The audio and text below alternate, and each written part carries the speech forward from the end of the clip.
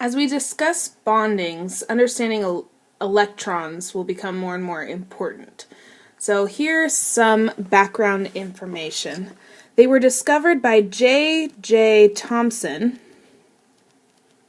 in 1897, and he first called them corpuscles, but obviously now they are called electrons. He based his discovery was based on experiments that he had performed with what's called a cathode ray.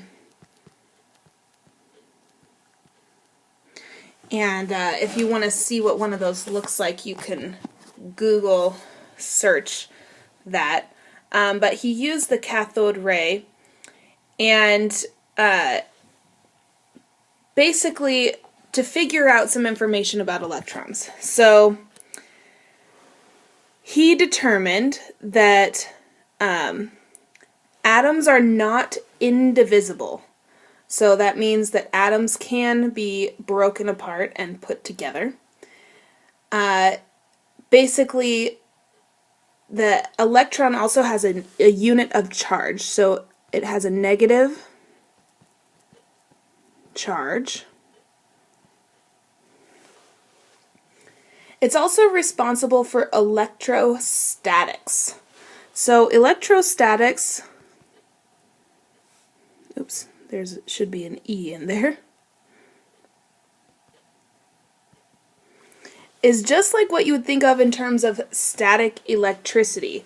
When you walk across the carpet and you gain a charge from rubbing your socks on the carpet and then touch a doorknob and get a nasty spark.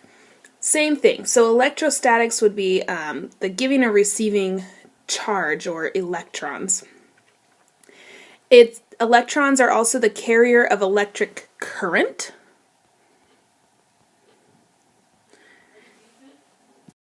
So that current is just like what we talk about in terms of current in our house. When we plug in our toaster, basically we're able to run that toaster to get some toast because the toaster is plugged into an outlet that has a current running through its system. Electrons are also the basis, and the understanding of electrons is the basis of how computers got developed.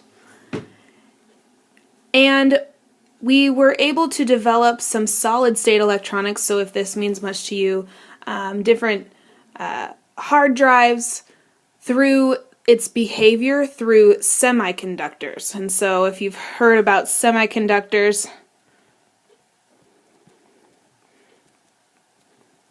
they don't conduct electricity like other materials. They kind of conduct it in a very unique way that allows us to run computers much faster, much safer, all those different things in today's society.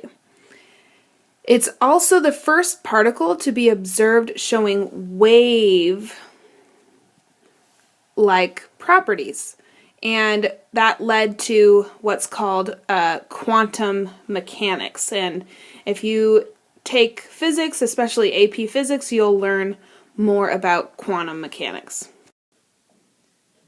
So now that we know a little bit more about the history of the discovery of the electron and what we use our knowledge of electrons for, we can then go back and talk about the specific elements and when they lose or gain an electron, what happens. So,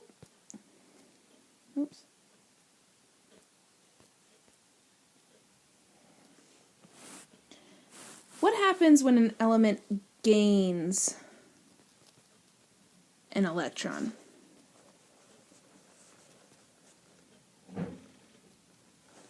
Well, when an element gains an electron, it becomes more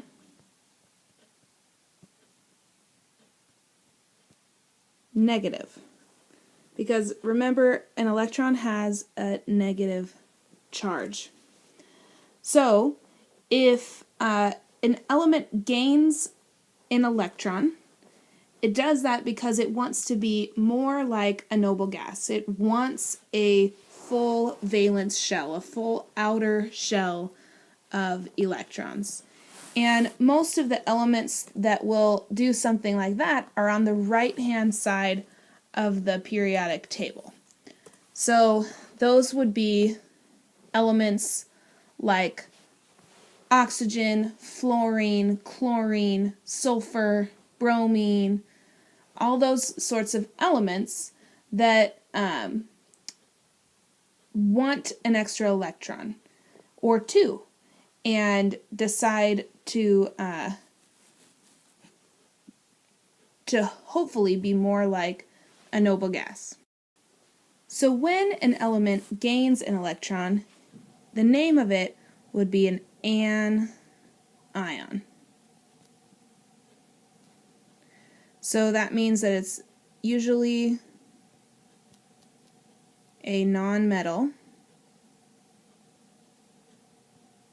like those elements that I just mentioned, and they become negative. So then conversely, when an element loses an electron, it becomes more positive. Remember, an electron has a negative charge, so if it loses a negative charge, it has extra protons. That means it has extra positive charge. And the name of that is a cation. And these are usually metals, and they're positive. So, the way that I remember cations and anions is that I basically just remember the cation and know that the converse is anion.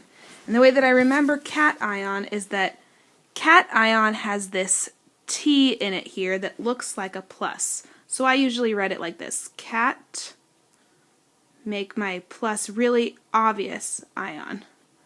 So I know that when an element loses an electron, so maybe an element like lithium or magnesium or sodium or potassium, those elements on the left-hand side of the periodic table, when they lose an electron because they only have one or two in their outer shell, they want to get rid of them, they become more positive.